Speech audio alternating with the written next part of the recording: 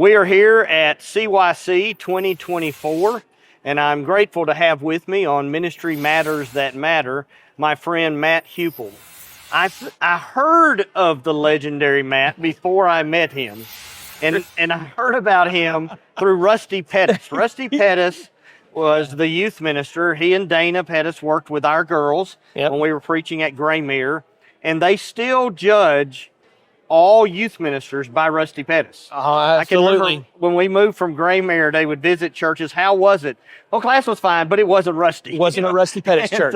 But Rusty's idol was the great Matt Heupel. So I heard so many stories that he was such a giant. There was no way he could live up to what Rusty had said about him when I finally met him. And of course, now I'm in Florence, and we get to do a lot together.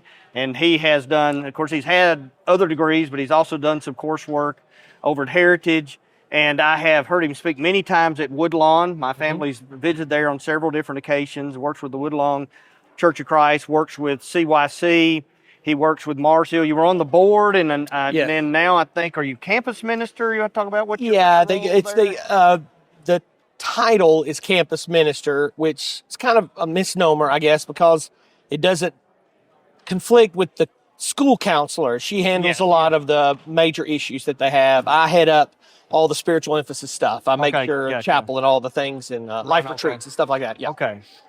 Well, he's got a lot of varied backgrounds, from youth ministry to preaching to leading big things like CYC or being a part of the team that does that, and also involvement in Christian education. So there's a lot he can share with us about. So let me just dive in. Let's start off in your youth ministry background. For those, we've got some youth ministers that work with young people that join us for the Ministry Matters podcast. Do you have some things that you would share with them, some tips on working with young people that you've learned over the years?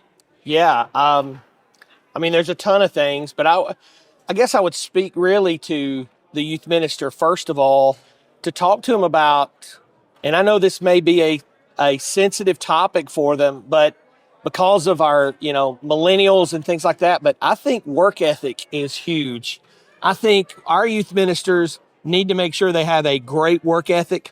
And I don't know if that falls on the elders or the minister. I don't think it needs to or has to. I think it really should rely on the youth minister of making sure, this is a serious job. It is a career. It's not just I always hated the term youth director, because I thought, we're not air traffic controllers, we're not directing, this is the way to heaven, but I like the minister term. We are professionals. We need to act professional at times. We goof off with the kids, but I think the key to winning the children and staying at a congregation is making sure your parents and families are involved, and you make sure your parents and families are involved by making sure you got a strong work ethic. If they can see you're working hard, they're going to jump right in with you and be a part of it. Yeah. Professionalism and hard work and love will win respect every day. And it gives you a ton of grace. Yes. A ton of grace if you make a mistake. Yeah.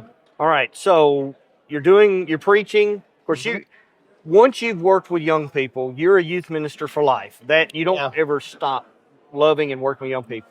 But you're a preacher too. So talk to us about, preaching. What does preaching mean to you when you're standing in front of the congregation at Woodlawn? What are you really trying to accomplish in a sermon on Sunday morning? Just talk to us about preaching from your perspective. Oh, yeah. Oh, well, of course, the message you want to get is you want the hearer who is in the audience to hear the story of the gospel. I mean, that's the primary emphasis of what preaching is. We are the heralds of the truth to get the message out there. But the sad part about today's world is we are so short attention span, and it is so difficult for people to sit down and stay for long lessons like they used to. Things have changed. So, my perspective on preaching is you just need to be personal. You need to be relational in your ministry with your preaching, and they need to see the same person that is in the pulpit that is out there during the week. And I think that is just, I am transparent as I can be up there. I'm not perfect. When I preach, I'll apologize in the middle of a lesson if I feel like I've done something wrong. I'll repent. I'll do that because I want them to know that I'm just like them.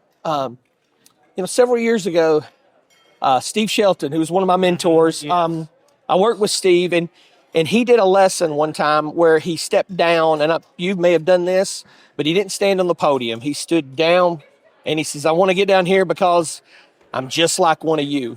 And that always impacted me, and to know that it was a real thing. But the important message is the truth, to get the truth out there. But if you want to be able to be effective in the pulpit, you got to be effective in day-to-day life. They got to see you out there ministering to them. We're not just preachers, we're ministers, and we need to make sure that we are involved in the lives of the people. All right, so have you found any resources for preaching helpful over the years? Books, study Bibles, software, anything? Yeah, well, the Bible. Handy. Yeah. When I started out a lot, I used a lot of the helps. Like, I remember the Tom Holland preaching series books. All of those books that he had on each book of the Bible was huge for me when I started. But now I just, when I get an idea, or if I have a theme, we have a yearly theme, and I would encourage ministers to get with their congregation, get to your elders and say, we want a theme, we want something that will direct our mindset throughout the year, and that kind of helps in my preaching. And I'll Google something, and I'll print up maybe 15 to 20 sermons on the text or the concept or the topic, and then I'll pray about it, and I'll keep it all week, and I'll just start skimming through, and I'll pick what I like and what I don't like, and then it always seems to have something else just come by itself, and it just kind of evolves from that. So do you find you do more expository, topical? Expository. I do a lot more expository with the topical theme. Like if the theme is, we had a recent theme about being zealous, and I took Acts 2, the last part of Acts 2, and took that to be more of a expository towards looking how the church was exciting and how it grew, and go like that. Okay, good. All right, ministry in general. Any tips on, like you talked a lot about connecting to people. Talk to me about, you got any tips on working with elders, for example, things that you've found helpful, and, etiquette in meetings with elders or building relationship with elders, just anything about elder relationships that you found helpful? I've always had a good relationship with all of my elders. I learned a lot from Brian Jarrett. I never really got to go in an elders meeting much at Atlas unless something was going on, or I might have been in trouble, or somebody had you went a lot. Somebody had an issue. Somebody had an issue. But when I went in those meetings with Brian, he would sit there with his legs crossed and his little notebook, and he would let them do their thing. And if they ever needed anything, they would ask him, and he would interject. And I learned a respect there that, they are still our shepherds. They watch over our souls, and I'm not one of them. And I don't know what the stress they're under. I don't know what the pressures they're under. So I've always just kind of respected my elders in the sense of, listen, I'm not going to enter myself or interject myself into your decision-making process. If you want ideas, I'll give it to you. But I really like just spending time with them, just one-on-one, going visiting with them, going out to lunch with them, having them over to your house, that kind of thing, to build a relationship with your elders. That way, I guess it sounds bad. You want to make it hard on them to let you go. You want them to love you so much that you get that grace if there is an issue. Okay. All right, last thing. You're involved in Christian education, and so you're relating to young people, you're practicing leadership principles. Have you learned anything?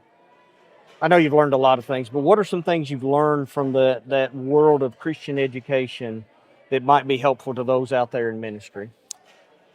Never stop. Never stop. I'm 51 years old. I'm taking classes right now. I'm doing the practicum for the MDiv to finish it up. I can't remember not ever being in a class. And I think that has kept me maybe not fresh, but kept my sword a little sharper. My honing skills to study there, staying in tune with resources, I don't think it's a secret, but the Heritage Library is the best in the world. It's to me. It is. That's the best of all our Christian colleges, and I take advantage of it. But just being in class always has kept me involved in study. So I was always doing something where I never made myself lazy, you know, and I think it's important that you stay in Christian education as long as you can, that you stay, keep trying to learn more, keep trying to get involved. And I'm a little partial to Christian high schools and elementary schools. I think our kids, their minds are so moldable at that age when they're young. And if we can just throw that stuff at them and let them soak it up so much, it's going to come back. All right, I forgot. I should have asked this earlier. CYC. I mean, exploded. We got, I don't know, 12, 13, 14,000, I don't know what the numbers are. Anything you learned from that could help us? Patience. Okay. All right. You know, these big events they're hard, but they're such a blessing. I mean, we had a man come in just a few moments ago. He's an elder from Kentucky. Him and his wife are up here on vacation. Didn't even know about what was going on here, and just saw buses pulled in to stop. And ended up having some books that somebody had over on display that he had wrote. And we took him in through here, and he was just almost in tears thinking, this is what heaven is like. Wow. You know, these big events, the singing. Wow. You know, and he's so excited to show it to him, just to say, look at this. If anything, CYC has taught me is church is in good shape. That's awesome. You know, it's in good. We hear a lot of negative things, but when you look out here, there are families here. There are grandmas in wheelchairs out there. There are babies out there. It is a youth conference, but that lets you know. Okay. There's a future. That's a good drop the mic. Good job. Thank you. Thank you for what you're doing as well. You're making a difference.